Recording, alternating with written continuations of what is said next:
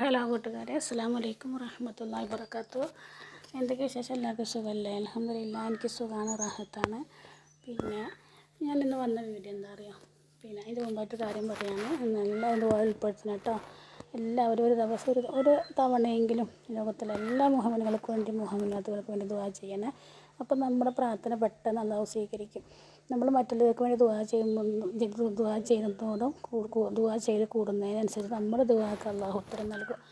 അപ്പോൾ അറബിയിലായാലും മലയാളത്തിൽ നമുക്ക് അറിയുന്ന ഭാഷ ഏതാ വെച്ചാൽ ആ ഭാഷയിൽ പറയാം. അറബിയിലാണെങ്കിൽ അല്ലാഹുമ്മ ഫിൽ മുഅ്മിനീന വൽ മുഅ്മിനാത്ത് വൽ മുസ്ലിമീന വൽ മുസ്ലിമാത്ത്.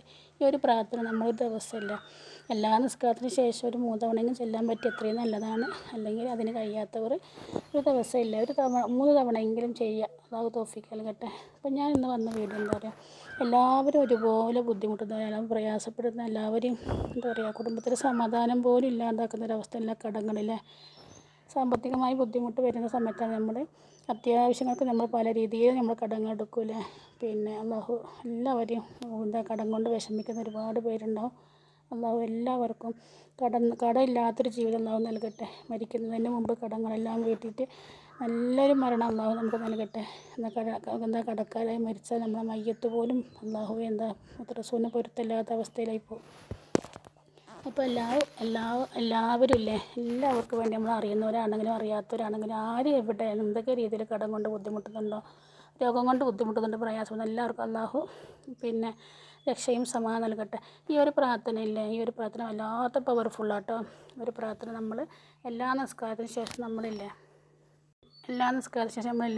ചുരുങ്ങിയത് ഒരു 7 അല്ലെങ്കിൽ 11 തവണ ചെല്ലുകയാണെന്നുണ്ടല്ല, അല്ലാഹു നമ്മളറിയാത്ത രീതിയിൽ നമ്മുടെ കടങ്ങളെല്ലാം അല്ലാഹു ഏറ്റെടുക്കും. നമ്മളറിയാത്ത രീതിയിൽ നമ്മുടെ കടങ്ങളെല്ലാം ഓരോന്നോരോന്നായി വീട്ടിൽ കിട്ടും. അത് വീടാനുള്ള ഹലാലായ വഴി, ഹൈറായ വഴി അല്ലാഹു തുറന്നു തരും. അല്ലാഹു എല്ലാവർക്കും ആ ഒരു വഴി അല്ലാഹു തുറന്നു തരട്ടെ.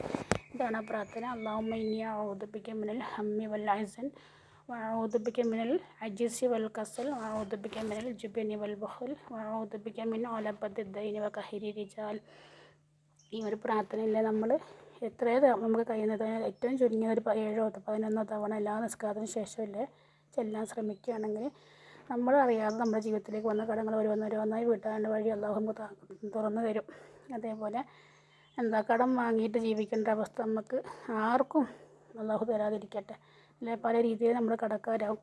ഏതൊക്കെ രീതിയിലാണ് ആ രീതിയൊക്കെ നമ്മുടെ മുമ്പിൽ അല്ലാഹു അടച്ചിടട്ടെ. കടം വാങ്ങുന്നൊരവസ്ഥ ആർക്കും തരാതിരിക്കട്ടെ.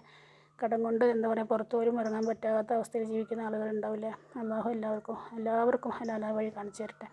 പിന്നെ എൻ്റെ വീഡിയോ ഇഷ്ടപ്പെടുന്നെങ്കിൽ ഒന്ന് ലൈക്ക് ചെയ്യണം കേട്ടോ. ലൈക്ക് ചെയ്യുന്ന വീഡിയോസാണ് പെട്ടെന്ന് മറ്റുള്ളവർ കൂടെ എത്തുക.